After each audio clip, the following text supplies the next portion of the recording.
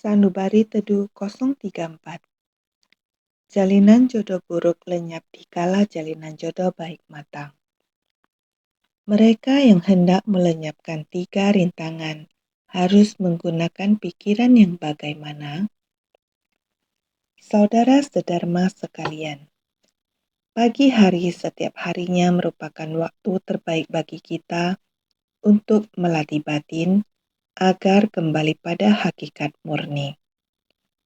Siapakah di antara kita para makhluk awam yang mampu menjaga kemurnian batin tak tergoyahkan?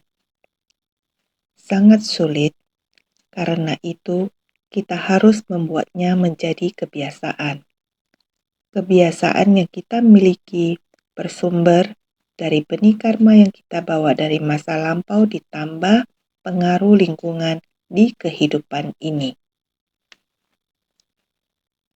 Ketika benih karma yang kita bawa ini bertemu kondisi dan jodoh untuk berbuah, noda batin kita pun terus bertambah. Kita telah mengetahui bahwa tabiat buruk akan menciptakan jalinan jodoh buruk.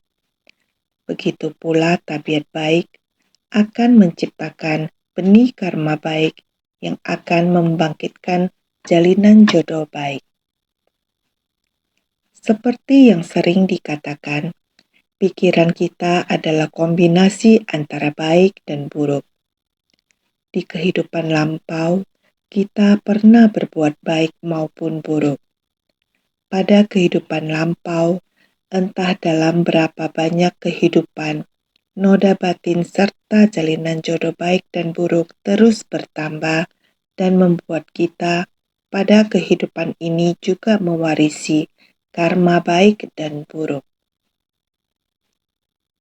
Ketika karma buruk berbuah, lingkungan yang kita hadapi menjadi tidak menguntungkan.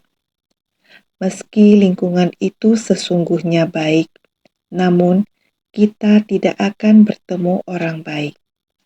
Bahkan, meski bertemu orang baik, kita juga tidak akan merasakan sukacita. Ini adalah akibat karma dan jodoh buruk yang kita tanam pada kehidupan lampau. Pada kehidupan sekarang, kita amat beruntung karena dapat bertemu ajaran Buddha. Berkesempatan bertemu Dharma tidaklah mudah, maka kita beruntung dapat lahir sebagai manusia. Terlebih dapat mendengarkan Dharma. Yang paling berharga dan membahagiakan lagi adalah dapat menjadi bagian dari sebuah organisasi bodhisattva.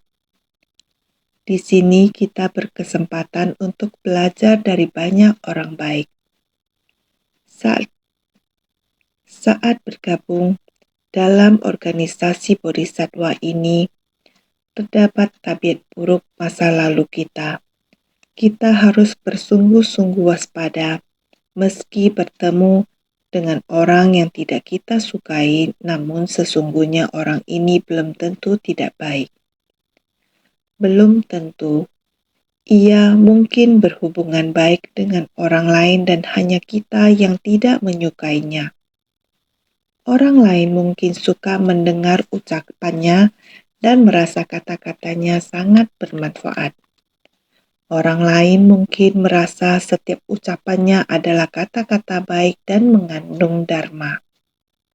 Lalu mengapa ketika mendengarnya kita menjadi tidak senang dan tidak dapat menerimanya? Menghadapi hal seperti ini, kita harus segera berintrospeksi. Mungkin di kehidupan lampau kita telah menanam benih karma buruk sehingga terciptalah jalinan jodoh buruk. Jodoh buruk ini berlanjut ke kehidupan sekarang. Setelah bergabung dalam organisasi bodhisattva, kini kita harus meningkatkan diri sendiri untuk menumbuhkan jalinan jodoh baik dan memperbaiki jalinan jodoh buruk tersebut. Manusia terlahir sesuai karmanya. Meski karma yang telah ditanam tak dapat diubah, namun jalinan jodoh dapat diciptakan kembali. Jika dapat berintrospeksi diri dan banyak menjalin jodoh baik, maka buah karma buruk akan berlalu seiring matangnya jalinan jodoh ini. Contohnya di Rumah Sakit Seji, Tallinn. Ada seorang kakek yang istrinya dirawat di sana. Kakek ini terlihat sangat peduli kepada istrinya, tetapi ia tidak mau masuk ke kamar pasien dan hanya mondar-mandir di lorong. Suatu hari, seorang anggota komite Ceci melihatnya dan merasa heran karena setiap kali hanya melihatnya berbicara dengan orang lain atau kepada perawat, tetapi tidak mau masuk ke dalam kamar pasien untuk menengok istrinya. Jika ia tidak peduli pada istrinya, mengapa ia datang pagi-pagi sekali setiap hari? Hal ini terlihat bertentangan. Maka komite tersebut bertanya kepadanya, "Kakek, sebenarnya siapa yang sedang dirawat di sini? Sepertinya Anda mencemaskan sesuatu. Maukah kakek bicara dengan saya dan mengeluarkan kegelisahan kakek?" Kakek itu menjawab, "Nona, Anda sepertinya orang yang baik. Aneh sekali, istri orang selalu terlihat baik di mata saya. Namun mengapa saat melihat istri sendiri saya merasa tidak senang? Tetapi saya tetap peduli kepadanya dan khawatir dengan kesehatannya. Tetapi mengapa setiap kali ingin berbicara dengannya tidak ada kata yang keluar dan saya tidak bisa merasa gembira?" Komite tersebut kembali bertanya, "Sudah berapa lama kalian berumah tangga?" Kakek itu menjawab, "Jika dihitung-hitung seharusnya sudah 40 sampai 50 tahun. Lalu dalam puluhan tahun ini, bagaimana kalian hidup bersama?" Kakek itu menjawab, "Saya hanya petani. Jika ada waktu senggang, saya duduk di bawah pohon depan rumah. Di sana kami beramai-ramai minum arak, merokok, mengunyah pinang, dan mengobrol. Kadang istriku sangat galak. Melihat saya minum, ia akan mulai memaki. Saat saya masuk rumah setelah merokok, ia akan berteriak mengatakan saya selalu bau alkohol dan rokok. Ia selalu memaki saya dari muda hingga tua. Tapi sekarang ia sedang sakit. Sejujurnya saya juga agak khawatir. Meskipun saya sering mengeluh, namun melihat ia terbaring sakit hingga tidak bisa berdiri dan hanya terbaring di tempat tidur, sesungguhnya saya sangat khawatir." Komite itu kemudian berkata, "Kakek, sebagai manusia, jangan sampai ada penyesalan. Melihat nenek sakit demikian parah, kakek sangat khawatir. Saya rasa ada sesuatu yang ingin kakek katakan kepada nenek." Kakek berkata, "Saya tidak tahu harus bilang apa. Sebenarnya ada, tetapi saya tidak tahu bagaimana mengatakannya. Saya juga tidak tahu mengapa ketika melihatnya ingin rasanya bertanya apakah ia lapar atau haus, tetapi kata-kata saya tidak dapat keluar."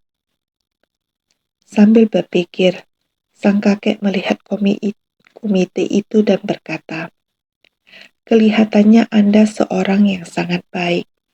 Seandainya putraku menikah denganmu, mungkin keluarga kami akan lebih harmonis." Komite itu pun menjawab, "Kakek, sekarang Anda lihat saya begitu baik. Tetapi perlu Anda ketahui, sebelum bergabung dengan Ceci, saya sangat kejam. Saya bertemu dengan laki-laki Mereka terlihat bagaikan semut yang ingin saya bunuh. Kakek itu bertanya, "Mengapa Anda sekejam itu?" Komite suci ini pun menjawab, "Kakek, Master mengajarkan kita untuk tidak membanding-bandingkan. Kalaupun kita melihat sesuatu tampak baik, belum tentu itu benar-benar baik untuk kita. Sebaiknya jangan membanding-bandingkan. Apa yang kita miliki itulah yang terbaik. Janganlah terlalu banyak menuntut terhadap keluarga sendiri. Kakek, jangan sampai menyesal. Saya rasa nenek juga sama sepertimu. Pasti banyak yang ingin ia sampaikan. Kakek, segeralah berbicara padanya. Kalian sudah bertahun-tahun bersama, juga sudah tidak muda lagi. Jika tidak mengatakannya sekarang, kelak Anda akan sangat menyesal. Master kami mengatakan bahwa penyesalan adalah siksaan terberat. Jika terus menunda, Anda tidak akan sempat lagi mengatakannya dan itu akan menjadi penyesalan terbesar. Itu adalah hukuman terberat. Iya, jawab kakek itu. Saya juga pernah berpikir begitu. Beberapa waktu yang lalu, relawan lain pernah mengatakan hal yang sama kepadaku. Sesungguhnya, saya sangat menyesal, tetapi bagaimana caranya mengatasi penyesalan ini? Komite itu menjawab, "Mari kakek, kita masuk sekarang. Saya akan menemanimu, tetapi saat berdiri di depan nenek, Anda harus berani berbicara." Ia bertanya, "Apa yang harus saya katakan?" Pertama, yang perlu kakek sampaikan adalah betapa kakek peduli pada nenek. Ini menunjukkan bahwa kakek mencintainya. Saya yakin selama puluhan tahun ini, kakek tidak pernah mengatakan bahwa kakek mencintainya. Kakek itu pun berkata, ini memalukan. Suami istri perlu mengatakan hal-hal seperti ini. Ia menjawab, "Ya, inilah saatnya untuk mengatakannya. Kakek pasti akan merasa bahagia karena telah mengutarakan isi hati kakek. Nenek pasti akan sangat senang mendengarnya karena akhirnya ia mendapatkan apa yang ia nantikan." Kakek bertanya, "Benarkah semanjur itu?" "Benar, Kek. Sangat manjur. Mari, Kek, kita masuk sekarang." Komite itu menemani kakek menghampiri nenek. Komite itu menyapa nenek terlebih dahulu. "Nenek, sudah baikan hari ini?" Nenek itu menjawab, "Saya sangat kesal bagaimana mungkin bisa merasa baikan." Komite itu berkata, "Nek, nenek akan merasa sangat senang hari ini. Kakek ingin mengatakan sesuatu kepada nenek. Siapa tahu apa yang kakek katakan akan dapat membantu nenek menghapuskan kekesalan hati." "Apa yang perlu dikatakan?" tanyanya. "Tidak ada yang perlu dikatakan." Relawan ini kemudian berkata, "Kakek, kemari. Coba katakan pada nenek apa yang tadi kakek utarakan kepada saya. Beritahu nenek isi hati kakek. Katakan yang benar-benar ingin kakek katakan." Kakek dengan penuh keberanian berseru dengan lantang, "Istriku, aku mencintaimu." Ini seperti suatu hal yang telah lama tertahan lalu tiba-tiba menyembur keluar. Sesungguhnya caranya terlalu kasar. Maka relawan ini berkata kepadanya, "Kakek, cara bicara ini terlalu kasar. Coba ulangi sekali lagi. Nenek baru mengerti. Tadi kakek mengatakannya terlalu cepat. Perlembut nadanya dan katakan pelan-pelan supaya nenek dapat mengerti. Maka kakek berkata, "Istriku, aku benar-benar mencintaimu. Maafkan aku. Terima kasih telah mendampingiku selama ini." Mata nenek membesar karena terkejut. Ia bertanya, "Apa yang baru kamu katakan? Benarkah berasal dari perasaanmu sendiri?" "Ya, memang aku ingin mengatakannya, hanya saja aku malu," kata kakek.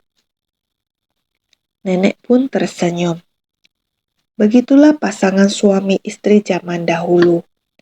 Sangat dekat, namun saling sungkan. Meski telah menikah, namun sang istri merasa tidak suka pada perilaku suaminya. Tidak suka pada perilaku suaminya, tidak suka melihat suaminya minum arak. Ia akan langsung marah. Melihat suaminya merokok dan mengunyah pinang, ia juga tidak senang. Ia akan langsung mengomel. "Kamu ini terus-terusan minum sampai mabuk dan merokok sampai seluruh tubuh bau asap." Itulah topik percakapan mereka sehari-hari. Demikianlah jalinan jodoh mereka. Tentu mereka memiliki jalinan jodoh yang baik. Bila tak berjodoh, tak mungkin menjadi suami istri. Mereka pasti berjodoh. Benih karma dari kehidupan lampau mereka bertemu kondisi yang sesuai di kehidupan ini, menjadikan mereka suami istri. Maka mereka hendaknya saling menyayangi. Lihatlah kakek dan nenek ini. Kalau saja mereka tidak bertemu dengan Ceci dan tidak bertemu relawan yang menuntun mereka menguraikan masalah, dan dengan sabar mendorong kakek untuk menemui sang nenek agar kakek mau mengutarakan isi hatinya. Jika tidak demikian, saya rasa nenek ini hingga saat terakhir hidupnya pun akan tetap merasa ketidakpuasan. Tak puas karena dalam puluhan tahun pernikahan seperti ada jarak pemisah antara suami dan istri. Nenek juga pasti mencintai kakek, hanya saja tak sanggup mengutarakannya. Sebaliknya, setiap hari ia harus menghadapi perilaku kakek terhadapnya. Tentu ketidakpuasan dalam hatinya semakin lama semakin menumpuk. Meskipun ia tidak membenci kakek, namun ketidakpuasan tetap ada. Hanya dengan beberapa patah kata dari kakek, seluruh ketidakpuasannya selama puluhan tahun terhapuskan sudah. Selama puluhan tahun, benih cinta di hati kakek tak memenuhi kondisi untuk bertunas karena jodohnya dengan Ceci belum matang. Jadi, dalam kehidupan pernikahan, jangan berpikir rumah tangga orang lain baik dan menganggap rumah tangga sendiri tidak baik. Sesungguhnya, istri kita pun sangat baik. Jangan melihat suami orang lain begitu perhatian sementara suami kita tidak demikian. Sesungguhnya, suami kita pun sangat baik. Semua ini tergantung pikiran kita. Saudara sekalian, jika benih karma masa lalu dan kondisi pendukung di masa kini dapat saling bertemu, maka jalinan jodoh baik ini akan menghapus jalinan jodoh buruk. Kita harus senantiasa bersyukur karena dalam organisasi ini, kita dapat sering mendengar pengalaman dan kisah keteladanan dari banyak orang yang nyata dan mengandung dharma. Ucapan mereka adalah dharma yang indah. Oleh sebab itu, kita harus menjaga pikiran kita dan senantiasa bersyukur dalam menghadapi kondisi di luar diri kita. Apabila kita dapat melakukannya, berarti kita telah dapat mengembangkan pikiran luhur. Ketika jalinan jodoh baik matang, jalinan jodoh buruk akan lenyap. Menghargai dan mensyukuri jodoh dengan ajaran Buddha, inilah pikiran yang luhur. Kita harus merasa beruntung karena setiap hari berada dalam kondisi yang mendukung pelatihan diri. Setiap orang di sekeliling kita terus membangkitkan niat baik dalam hati kita. Niat baik nan luhur yang terbangkitkan dalam lingkungan ini harus terus kita jaga dan kembangkan. Karena itu kita harus sering membangkitkan hati yang penuh pertobatan. Jangan sampai kita tak memiliki hati yang bertobat. Kita semua telah memahami makna pertobatan, yaitu bagaikan air jernih yang membersihkan noda. Pertobatan adalah pemurnian. Betapapun banyaknya noda batin dan kekotoran yang ada dalam batin kita, harus dibersihkan dengan pertobatan. Seperti kisah tadi saat nenek mendengarkan perkataan baik dari kakek, hatinya menjadi terbuka. Segala ketidakpuasannya pun hilang. Kakek ini setelah mendengar nasihat orang lain, ia sadar. Aku tahu dulu sikapku tidak benar. Aku akan berubah mulai sekarang. Berubah adalah wujud pertobatan, dan pertobatan adalah pemurnian. Apabila dapat melakukannya, kita akan dapat mengikis habis 3 rintangan. 3 rintangan meliputi noda batin, karma, dan buah karma. Ketiganya dapat menutupi kebijaksanaan kita yang cemerlang. Hanya melalui pertobatanlah kekotoran dalam batin ini dapat disucikan. Mereka yang telah melenyapkan 3 rintangan harus menggunakan pikiran yang bagaimana? Kita tahu salah satu dari 3 rintangan adalah noda batin atau kekotoran batin, juga dikenal sebagai kegelapan batin. Kegelapan batin sama dengan noda batin. Noda batin, karma, dan buah karma. Bagaimana agar dapat kita kikis habis? Buddha mengatakan bahwa para Buddha dan Bodhisattva mengajarkan metode terampil. Kita semua hendaknya ingat bahwa para Buddha dan Bodhisattva datang ke dunia ini untuk mengajarkan kita dengan menggunakan metode terampil sesuai dengan sifat dan kemampuan kita. Jika kita dapat menerimanya, berarti kita menerima Dharma. Buddha mengajarkan 84.000 pintu Dharma. Karena makhluk hidup memiliki 84.000 noda batin. Begitu pula sifat dan kemampuan kita juga beragam, hingga sebanyak 84.000 jenis. Jadi Buddha bagaikan seorang tabib agung yang memberikan obat sesuai penyakit.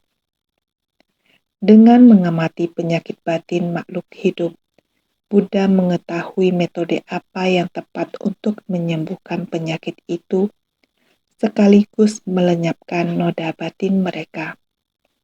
Inilah tujuan para Buddha dan Bodhisattva mengajarkan metode terampil di dunia. Mereka menggunakan metode terampil untuk menjaga agar benih karma buruk tidak lagi timbul dari pikiran kita dan membantu kita keluar dari belenggu noda batin. Kita harus berusaha. Belenggu noda dan kegelapan batin yang menyelubungi batin kita ini, kapankah baru dapat terbuka? Kita harus menggunakan ajaran Buddha. Saudara sekalian, dalam kehidupan kita sehari-hari, tiada sesuatu pun yang terpisah dari Dharma. segala sesuatu yang telah kita pelajari janganlah dilupakan begitu saja. Kita harus selalu mengingatnya dalam hati. Jadi, pikiran bagaimanakah yang harus kita miliki agar dapat mengikis habis 3 rintangan? Pikiran bagaimana yang harus dimiliki untuk dapat mengikis rintangan ini? Seperti yang saya katakan tadi, kita harus memahami orang lain. Kakek tadi hanya melihat dari sudut pandangnya sendiri, selalu membandingkan dengan orang lain dan banyak menuntut terhadap istrinya sendiri. Ia merasa milik orang lain selalu lebih baik dan merasa tidak puas terhadap istrinya sendiri. Janganlah kalian menganggap bahwa saya hanya membicarakan masalah orang dan tiada kaitannya dengan ajaran Buddha. Justru sangat berkaitan. Jika tak berjodoh, manusia tidak akan bertemu. Manusia bisa bersama karena jalinan jodoh. Bagaimana menjalin jodoh untuk masa depan? Jalinan jodoh, sebab, kondisi, akibat, dan buah karma merupakan lingkaran yang tak terputus. Dengan adanya benih karma dan kondisi lingkaran yang tak terputus, dengan adanya benih karma dan kondisi yang mendukung, maka akibat dan buah karma akan muncul. Kakek dan nenek dulu telah menanam sebab. Karena itu, kini mereka berjodoh menjadi suami istri. Namun, setelah menjadi suami istri, mereka selalu membanding-bandingkan dan selalu merasa orang lain lebih baik. Ketidakbahagiaan ini adalah perasaan dalam batin. Mendengar keluhan suaminya, nenek ini pun merasa tidak senang. Rasa tidak senang ini terus disimpan dalam hati. Akibatnya, ketika saling bertemu mereka bersifat acuh tak acuh. Cinta yang mereka miliki satu sama lain terkubur di dalam hati tanpa kesempatan untuk bertunas.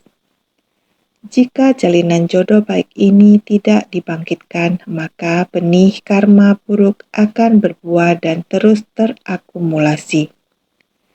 Sang kakek menanam sebab ketidakbahagiaan karena ia selalu membanding-bandingkan, sedangkan istrinya memendam ketidakpuasan, ketidakbahagiaan, dan ketidakpuasan ini menciptakan sebuah sebab baru yang akan dibawa suami istri ke kehidupan yang akan datang.